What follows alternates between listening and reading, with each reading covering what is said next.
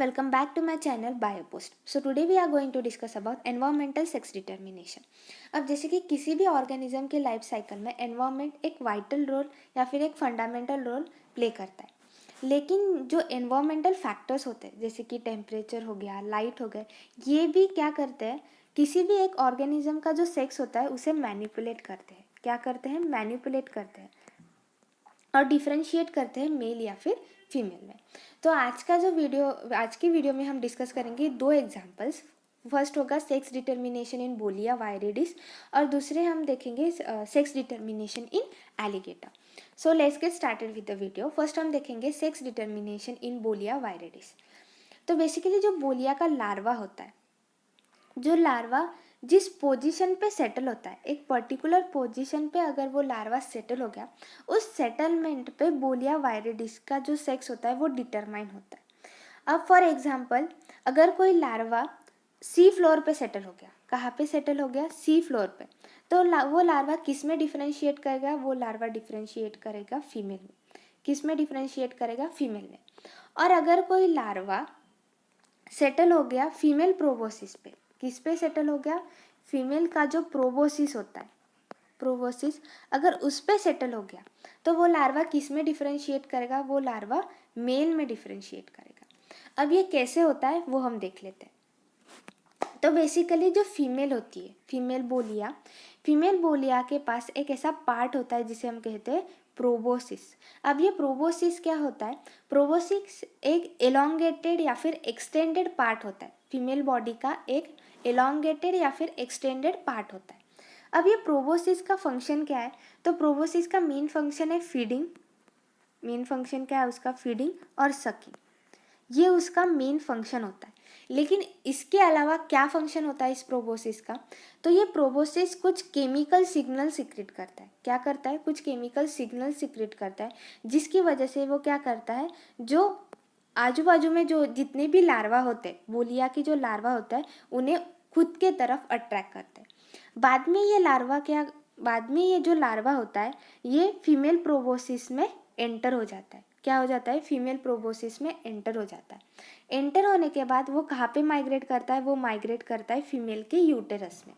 अब ये larva enter होता है थ्रू फीमेल प्रोबोसिस और माइग्रेट करता है फीमेल के यूटेरस में. अब ये लार्वा जब फीमेल के यूटेरस में पहुंच जाता है, तब ये लार्वा किस में डिफरेंशिएट करता है? तो ये लार्वा डिफरेंशिएट करता है मेल में. सो ऐसे फीमेल बोलिया और मेल बोलिया का डिफरेंशिएशन होता है.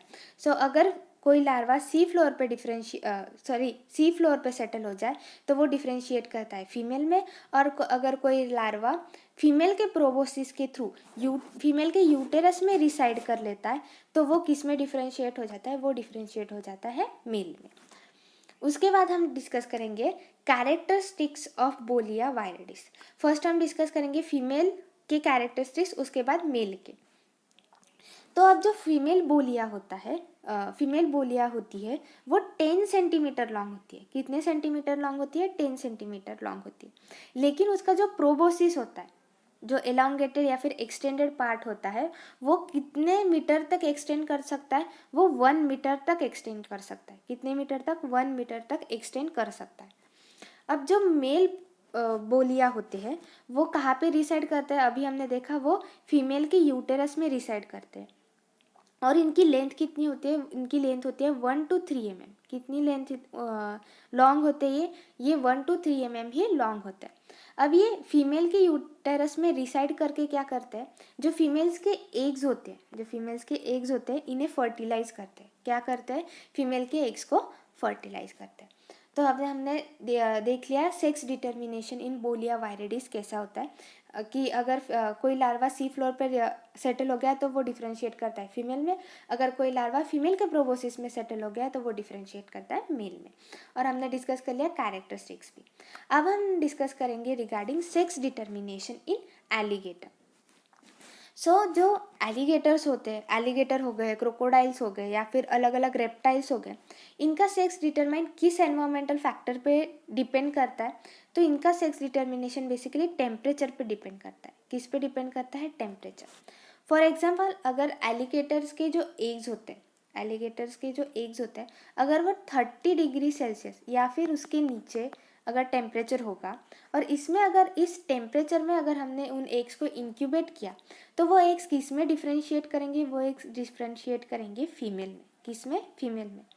लेकिन अगर हमने एलिगेटर के एग्स 34 डिग्री सेल्सियस या फिर उसके ऊपर इस टेम्परेचर के अराउंड अगर हमने एग्स इंक्यूबेट करेंगे, तो वो एग्स किस में डिफ्रेंशिएट करेंगे, वो डिफ्रेंशिएट करेंगे मेल में। ये टेम्परेचर जो होता है वो मेन फैक्टर प्ले करता है एलिगेटर के सेक्स डिटर्मिनेशन में।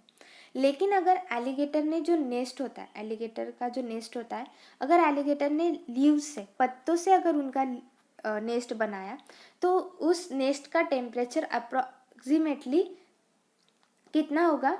34 डिग्री सेल्सियस होगा। अगर एलिगेटर ने नेस्ट बनाया किससे? लीव्स से, तो वो नेस्ट का जो टेम्परेचर होगा वो होगा अप्रॉक्सीमेटली 34 डिग्री सेल्सियस के अराउंड। तो वो एग्स किस में डिफ्रेंशिएट करेंगे? वो एग्स डिफ्रेंशिएट करेंगे मेल्स में। लेकिन अगर एलिगेटर ने नेस्ट बनाया कहाँ पे? वेटलैंड में। कहाँ पे? वेटलैंड में। तो उसका टेम्परेचर बहुत कम होगा, अराउंड 30 डिग्री सेल्सियस या फिर उससे भी कम। तो वो एग्स किस में डिफ्रेंशिएट करेंगे? वो एग्स डिफ्रेंशिएट करेंगे फीमेल में। तो ये हो गया sex determination in alligator. 30 degree Celsius या फिर उससे नीचे तो एग्स डिफ्रेंशिएट करेंगे फीमेल में। अगर 34 डिग्री सेल्सियस या फिर उससे ऊपर टेम्परेचर रहा तो एग्स डिफ्रेंशिएट करेंगे मेल में। ये हो गया सेक्स डिटर्मिनेशन इन एलिगेटर। आज की वीडियो में हमने 2 अलग अलग एनिमल्स के एग्जाम्पल्स देखे जो जिनका सेक्स कैसे डिटरमाइन करता है, किस पे डिपेंड करता है? एनवायरनमेंट पे डिपेंड करता है। आई होप आपको समझ में आ गया होगा एनवायरमेंटल सेक्स डिटर्मिनेशन। अगर आपको ये वीडियो अच्छा लगा हो तो please like, share, comment and subscribe to my channel. Thank you.